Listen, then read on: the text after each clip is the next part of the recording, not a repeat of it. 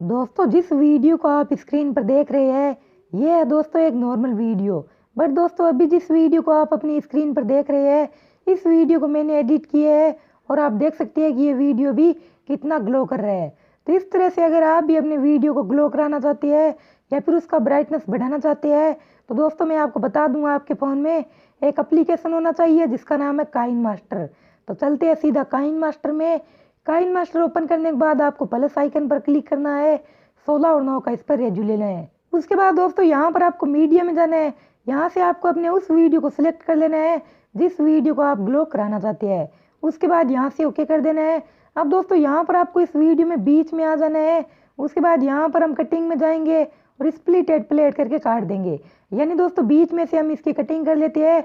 उसके बाद पहले वाली वीडियो को सिलेक्ट करेंगे, यहाँ पर आपको नीचे स्लाइड करना होगा। यहीं पर गाइज आपको एडजस्ट का ऑप्शन मिल जाएगा, इस पर आपको क्लिक करना है और यहाँ पर दोस्तों आपको सभी लाइन को थोड़ा थोड़ा बढ़ा देना है या फिर दोस्तों किसी में आपको कम कर देना है, जैसा कि यहाँ पर आप देख सकते हैं।